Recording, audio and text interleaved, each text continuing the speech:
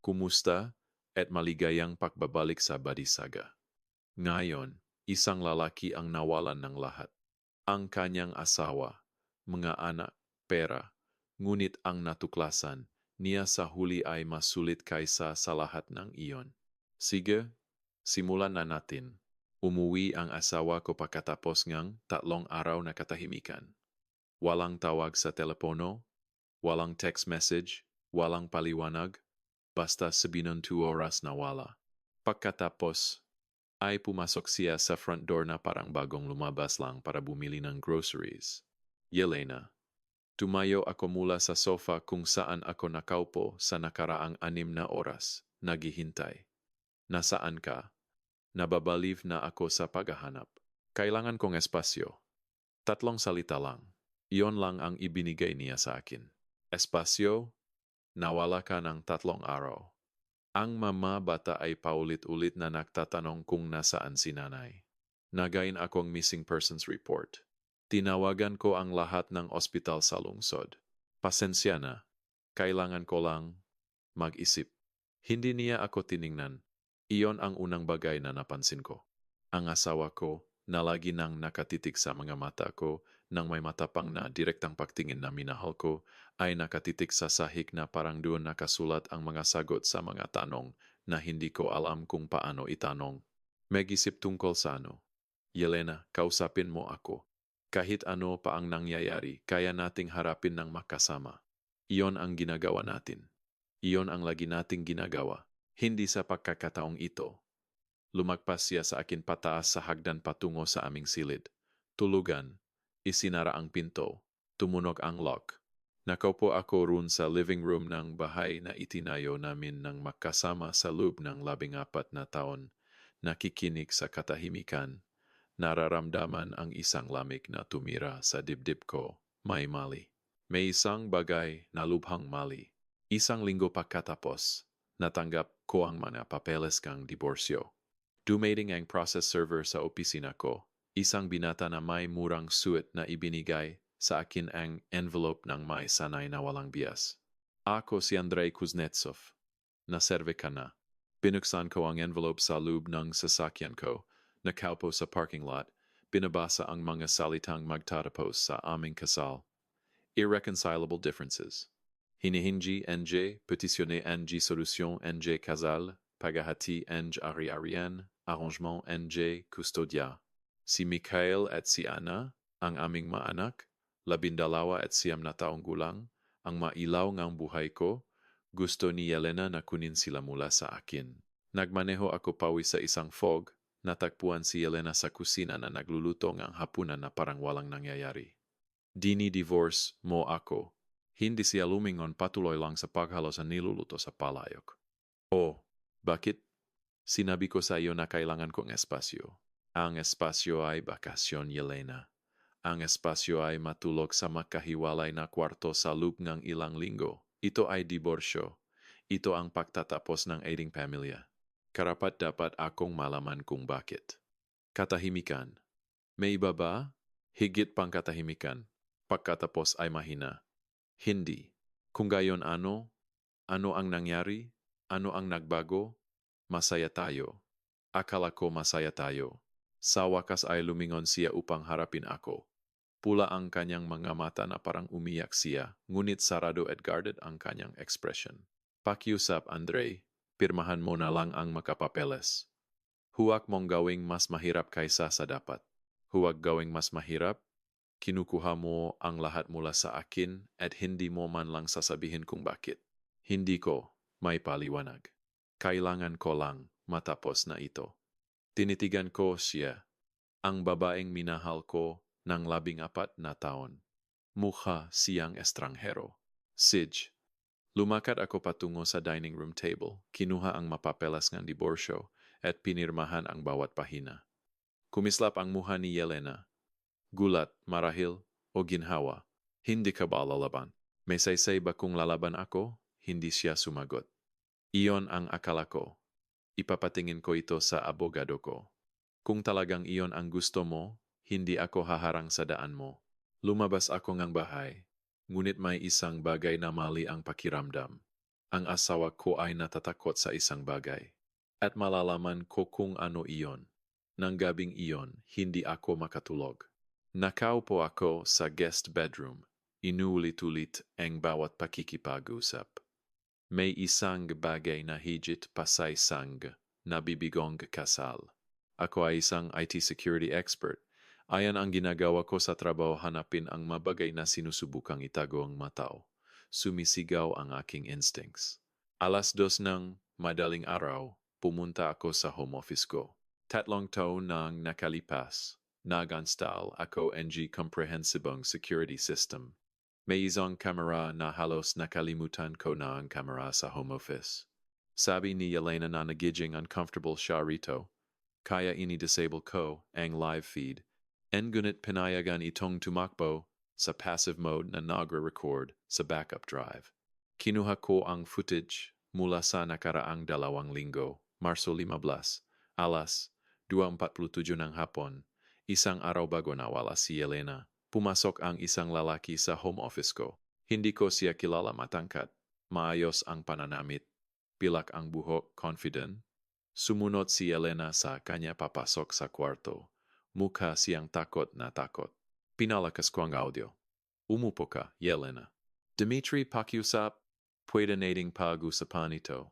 Kinuha niya ang kanyang telepono, itinaas ito upang makita ni Yelena ang screen. Namutla ang mukha ni Yelena. Gumawa siya ang tuno na parang gasp at hagulgol. Hindi. Bulong niya. Hindi mo magagawa. Kaya ko gawin ang gusto ko, Yelena. Mayroon ako nito ng 15 taon. Naghihintay ako ng tamang sandali para gamitin ito. Pakiusap, Dmitry. Gagawin ko ang lahat. Oo, gagawin mo. Ngumiti siya. Narito ang mangyayari. Mawawala ka ng ilang araw.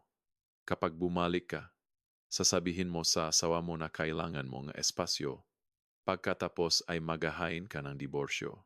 Hindi ko kaya. Si Andre ay hindi kailanman. Gagawin ni Andre ang eksaktong sinasabi mo kung gagampanan mo ng tama ang papel mo, dahil kung hindi.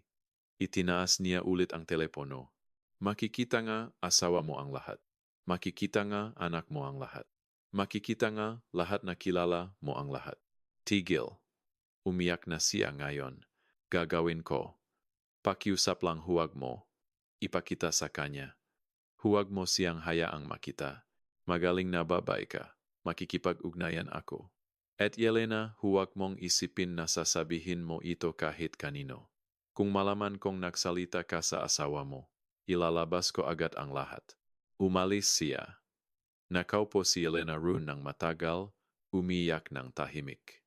Pinanood ko ang footage ng 3 beses. Pagkatapos ay tinawagan ko ang abogado ko, si Marina Petrova. Nasa bahay ko na si Marina ng alas 5 ng madaling araw. Pinanood niya ang footage. Sumandal siya ng may mahabang hininga. Hindi umalis ang asawa mo dahil gusto niya. Nabi-blackmail siya. Oh, nilalaking ito si Dmitry. Malalaman ko kung sino siya. Tumango si Marina. Binabago nito ang lahat. Kung pinipilit siya fraudulent ang buong proseso, pwede nating ipawalang bisa ito. Hindi iyon ang iniisip ko ngayon. Ang asawa ko ay nabubuhay sa takot, sinusubukang protektahan ako at ang aming mga anak mula sa isang bagay na ikinahihiya niya. At ginagawa niya ito ng mag-isa. Kailangan kong malaman kung ano ang hawak niya sa kanya. Kailangan kong pigilan siya. Tumagal ng 3 araw bago ko natukoy si Dmitry Voronin. Ang security footage ang nagbigay sa akin ng kanyang muka. Si Dmitry Voronin, 48 taong gulang, dating investment banker. Hindi nag-add-up ang kanyang pera. Humukay ako ng mas malalim at natakpuan ang isang pattern. Ginagawa niya ito ng mga taon, hanapin ang mga babaeng may lihim, mahintay hanggang may mawawala sila. Pagkatapos, gamitin ang kanyang leverage upang mag-extort ng pera sa pamamagitan ng manufactured na diborsyo. Nakipag-ugnayan ako sa iba pang biktima. Sinabi sa akin ni Teresa na ni-record niya ako noong 23 ako. Hindi ko alam na nagfi-film siya.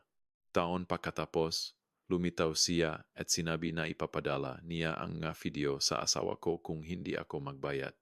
Nasira pa rin ang kasal ko. Natakpuan ko ang 4 pang biktima. Pare-pareho ang kwento. Pinagsama-sama ko ang lahat at dinala kay Detective Ivan Sokolov. Tiningnan niya ang ebidensya. May sapat na para arestuhin siya. Natagpuan ko si Elena sa backyard ng gabing iyon. Umupo ako sa tabi niya. Andre, akala ko nasa kapatid mo ka. Nagbago ang isip ko. Walang mangyayaring diborsyo. Lumingon siya upang tingnan ako. Pula ang mga mata. Kinuha ko ang telepono ko at pinanood ang security footage. Namutla ang mukha niya. Paano mo? Ang kamera sa opisina. Alam ko na ang lahat. Yelena. Alam ko tungkol kay Dmitri.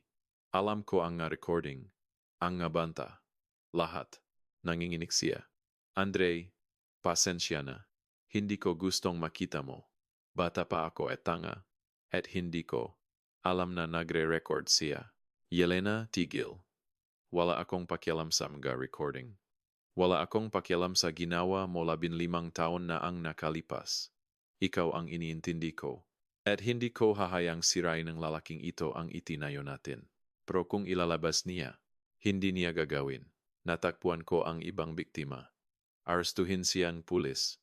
Mapupunta siya sa bilangguan. Ang recording ay isasil bilang bahaging kasong kriminal. Umiyak ng mas malakas si Yelena ngayon, ngunit sa ginhawa. Ginawa mo ang lahat ng ito para sa akin. Siyempre ginawa ko. Asawa ko ikaw. Akala mo ba hahayaan ko ang isang predator na sirain ang pamilya natin ng walang laban? Mahal kita, Yelena. Walang magbabago niyan. Inaresto si Dmitry Voronin tatlong ara, pagkatapos sa kanyang pribadong club. Sinakdal siya sa extortion, blackmail, at 6 na bilang ng consensual recordings. Airtight ang kaso, guilty sa lahat. 18 taon sa federal prison. 2 taon na ang lumipas. Mas magaan na ang pakiramdam ngang aming bahay ngayon. Nagsimulang therapy si Yelena at natutong mapatawad ang sarili. Sinabi namin sa mga bata ang age-appropriate na bersyon ng katotohanan na malungkot. Si Nanay sandali at kailangan ni tatay na ayusin ang isang mahalagang bagay para tulungan siya. Binago namin ang aming mga panata nung nakaraang tagaraw sa backyard. Alam ko kung sino ka nung pinakasalan kita, sabi ko sa kanya. Alam kong may nakaraan ka. Hindi ko kailangang malaman ang madetalye. Kailangan ko lang malaman na ikaw. Natutunan ko na kapag ang isang taong mahal mo ay nagsimulang kumilos ng kakaiba, huwag agad isipin ang pinakamasama. Humukay ng mas malalim. Labanan para sa katotohanan. Minsan ang mga taong mukhang nagtutulak sa atin palayo ay talagang sinusubukang protektahan tayo. At minsan ang tanging paraan upang iligtas sila ay ang tumangging bitawan. Ginawa ko ang pagpipiliang